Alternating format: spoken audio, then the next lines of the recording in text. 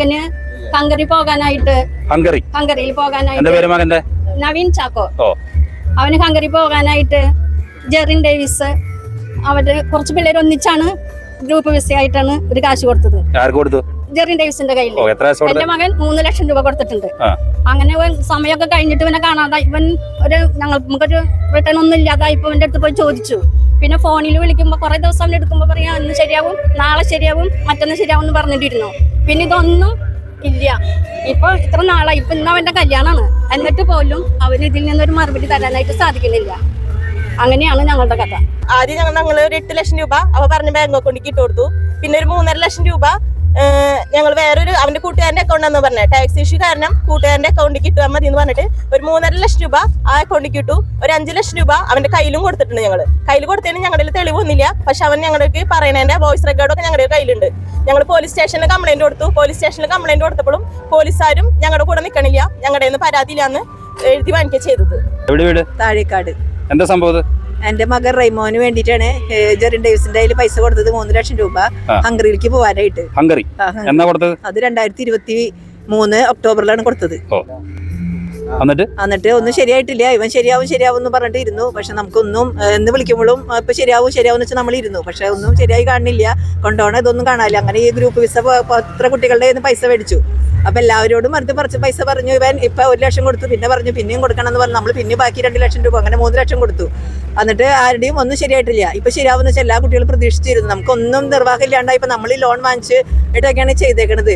പക്ഷെ അവിടെ നിന്നൊക്കെ ഇപ്പൊ വിളി വന്നു. നമ്മൾ ആകെ വിഷമത്തിലാണ്. നമുക്ക് വീടും കുടുംബമൊക്കെ പോണ അവസ്ഥയിലാണ് ഇപ്പൊ. എല്ലാവർക്കും നമസ്കാരം. ഞാനിപ്പോൾ നിൽക്കുന്നത് ആളൂർ സെന്റ് ജോസഫ് ദേവാലയത്തിന്റെ മുൻപിലുള്ള റോഡിലാണ്. ഞാൻ ഈ റോഡിലൂടെ പോകുന്ന സമയത്ത് വളരെ വിചിത്രമായിട്ടൊരു കാഴ്ച കണ്ടു. ഇവിടെ കുറച്ച് പേർ മൂടി കെട്ടി ഒരു ബാനറും പിടിച്ച് എന്തോ പ്രതിഷേധിക്കുകയാണ്. എന്താ സംഭവം എന്ന് ഞാൻ നോക്കി ചെന്നപ്പോൾ വിസ തട്ടിപ്പെന്ന് എഴുതിയിട്ടുണ്ട്. അതിലുള്ള ആളുകളെ നോക്കിക്കഴിഞ്ഞപ്പോൾ ഞാൻ ഒരു 3-4 ദിവസങ്ങൾക്ക് മുൻപ് ചെയ്ത വീഡിയോയിലുള്ള ആളുകൾ അതിൻ്റെ അകത്തുണ്ട്. കാര്യങ്ങൾ സംസാരിച്ചപ്പോഴാണ് ഇതുപോലൊരു പ്രതിഷേധം ഈ അടുത്ത കാലത്തെങ്ങാനും ചാലക്കുടി ഇരിഞ്ഞാലക്കുട പ്രദേശങ്ങളിൽ ഉണ്ടോ എന്ന് എനിക്ക് സംശയമുണ്ട്. കാരണം ഇവിടെ ഒരു വിവാഹം നടന്നുകൊണ്ടിരിക്കുകയാണ്. ഈ പള്ളിയുടെ ഉള്ളിൽ ഒരു വിവാഹം നടക്കുന്നു. തൊട്ട് മുൻപിലായിട്ട് പ്രതിഷേധം നടന്നുകൊണ്ടിരിക്കുന്നു. വിവാഹം നടക്കുന്നത് അഡ്വക്കേറ്റ് ജെറിൻ ഡേവിസിൻ്റെ വിവാഹം നടക്കുമ്പോൾ എന്തിനാണ് ഈ പള്ളിയുടെ മുൻവശത്ത് ഇങ്ങനൊരു പ്രതിഷേധം? അവിടെയാണ് നമ്മുടെ വാർത്തയുടെ ചോദ്യം. ഞാനത് ചെന്ന് ചോദിച്ചപ്പോൾ മുൻപ് ഞാൻ ചെയ്ത വീഡിയോയുടെ ഭാഗമായിട്ട്, അതായത് ഈ ജെറിൻ ഡേവിസിനെതിരെ പോലീസിൽ പരാതി കൊടുത്ത് FIR ഇട്ടിട്ടുണ്ട്. അതുപ്രകാരം പലരിൽ നിന്നായിട്ട് പണം മേടിച്ചിരിക്കുകയാണ്. വിസ പുറത്തേക്ക് കൊണ്ടുപോകാന്ന് പറഞ്ഞു, ഹംഗറിയിലേക്ക് കൊണ്ടുപോകാന്ന് പറയുന്നു, പല സ്ഥലങ്ങളിലേക്ക് കൊണ്ടുപോകാന്ന് പറഞ്ഞ് പണം മേടിച്ചുകൊണ്ട് പോയിട്ട് ഇപ്പോൾ ഹംഗറിയും ഇല്ല, ഒരു സംഗതി ഇല്ല. ആകപ്പാട് കൂടി ആളുകൾക്ക് ബുദ്ധിമുട്ടാവുന്ന അല്ലെങ്കിൽ എങ്ങനെയെങ്കിലും ജീവിതം അവസാനിപ്പിച്ചാൽ മതി എന്നുള്ളൊരു സ്ഥിതിവിശേഷത്തിലേക്കാണ് ഈ പൈസ കൊടുത്തിട്ടുള്ളവർ നിൽക്കുന്ന സ്ഥിതി. അത്യന്തം ശോചനീയമായ സ്ഥിതി. ഇന്നിപ്പോൾ 3 സ്ത്രീകൾ കൂടി ഈ ഇവിടെ വന്നിരിക്കുകയാണ്. അന്നുണ്ടാവാത്ത 3 സ്ത്രീകൾ, അതായത് ഒരാൾ ചൗക്കയെന്നുള്ളവർ, 2 പേര് നായരങ്ങാടിയിലുള്ളവർ. ഇവരും പറയുന്നത് തങ്ങളുടെ മക്കളെ ഹംഗറിയിലേക്ക് കൊണ്ടുപോകാന്ന് പറഞ്ഞ് പണം മേടിച്ചിരിക്കുന്നു. ആ പണം മേടിച്ചിരിക്കുന്നവരുടെ ഏറ്റവും അടിത്തട്ടിൽ നിന്നുകൊണ്ടുള്ള ഒരു സമരമാണ് ഈ ദേവാലയത്തിന്റെ മുന്നിൽ നടക്കുന്നത്. സമരം, കല്യാണത്തിന്റെ മുന്നിൽ നടക്കുന്ന സമരം. ഒറ്റ കാര്യം മാത്രമേ ഇവിടെ പറയാനുള്ളൂ. അതായത് 1000-കണക്കിന് 2000-കണക്കിന് 3000-കണക്കിന് പേർക്ക് സദ്യ വിളമ്പി വലിയ ആഘോഷം, വലിയ കല്യാണം നടത്തുമ്പോൾ ചിന്തിക്കുക പ്രിയപ്പെട്ടവരെ, ഈ പാവങ്ങളുടെ വയറ്റത്തടിച്ചിട്ട് വേണോ ഇത്രയും വലിയ സംഭവം ആഘോഷിച്ച് നടത്താൻ? അതിന്റെ ഒരു 10-1 കാശ് മതി ഈ കാശ് മേടിച്ചിട്ടുള്ളവർക്ക് അത് തിരിച്ചു കൊടുക്കാനായിട്ട്. ഇത് തീർച്ചയായിട്ടും നമുക്കറിഞ്ഞൂടെ, ഈ പച്ചപ്പാവങ്ങളായിട്ടുള്ള ആളുകളുടെ കയ്യിൽ നിന്ന് വിസ തരാം, ഹംഗറിയിലേക്ക് കൊണ്ടുപോകാന്നൊക്കെ പറഞ്ഞ് പണം മേടിച്ച് അവരെ പറ്റിക്കുന്നത് തലമുറകളോളം ശാപം കിട്ടുന്ന പണിയാണെന്നുള്ളത് മറക്കണ്ട. തലമുറകളോളം ശാപം കിട്ടുന്ന പണിയാണെന്നുള്ള കാര്യം നിങ്ങൾ മറക്കണ്ട.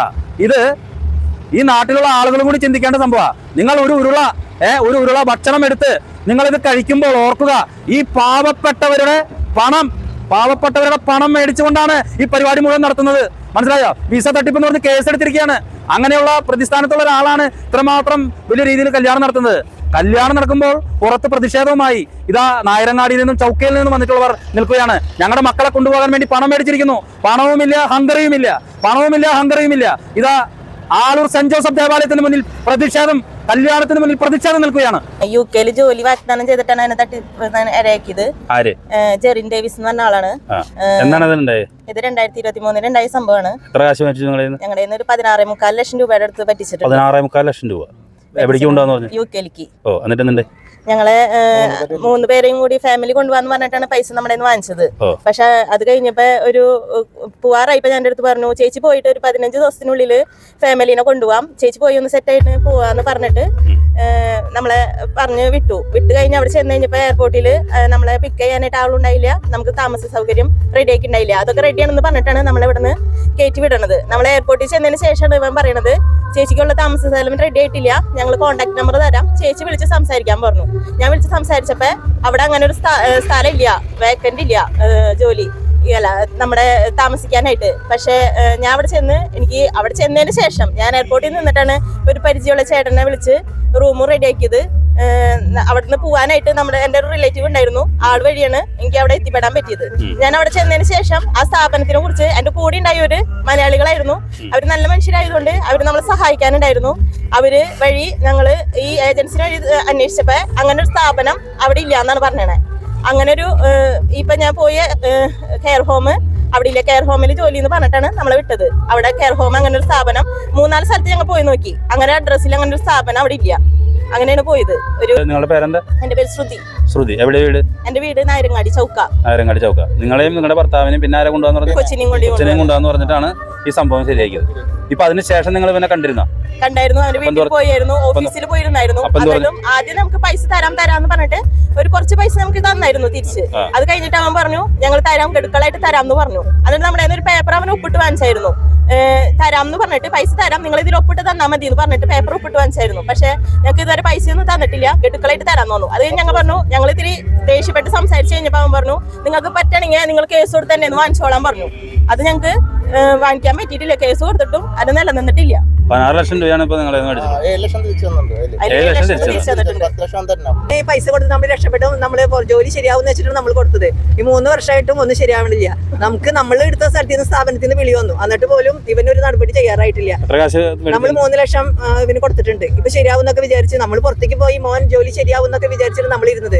ഇവന്റെ കല്യാണം നടക്കണം, നമ്മളുടെ മക്കൾക്കും ഇത്ര വയസ്സൊക്കെ ആയിട്ടുണ്ട്, 27 വയസ്സ്. നമ്മൾക്കും മക്കളുടെ കല്യാണം നടത്തണം. അതിന് പുറത്തേക്ക് പോയി കാര്യങ്ങളൊക്കെ ജോലി ശരിയായിട്ട് വേണം കാര്യങ്ങളൊക്കെ ചെയ്യണമെങ്കിൽ. ഇവൻ ഇങ്ങനെ ഇത്രയും അവസ്ഥയിൽ പോലും ഇവൻ ഇങ്ങനെ ചെയ്യണമെങ്കിൽ എന്തിനാ പോലീസ് പോലെ അനാസ്ഥ കാണിക്കുകയാണ് ഈ സംഭവത്തില്. അവരുടെ അടുത്ത് പോലും നമ്മൾ പറഞ്ഞു, പോലീസും കാര്യമായിട്ട് നടപടി ഒന്നും ഇതിനെടുക്കണില്ല. അപ്പൊ നമ്മൾ എന്ത് ചെയ്യേണ്ടത്? നമ്മളിത് പ്രതികരിക്കാണ്ട് പറ്റില്ല. ഇതിന് ഇന്ന് കല്യാണ ദിവസം തന്നെ നമുക്ക് ഇതിന് ചെയ്യേണ്ടി വന്നു. നമുക്ക് ഒട്ടും താല്പര്യമില്ലാത്ത കേസാണ്, പക്ഷെ കല്യാണമായിട്ട് പോലും. പക്ഷെ നമുക്ക് കിട്ടാത്ത അവസ്ഥയിൽ നമ്മൾ ഇതിന് പ്രതികരിക്കാണ്ട് പറ്റില്ല. പോലീസ് ഇതിന് അനാസ്ഥ ഭയങ്കരമായിട്ട് കാണിക്കുന്നുണ്ട്.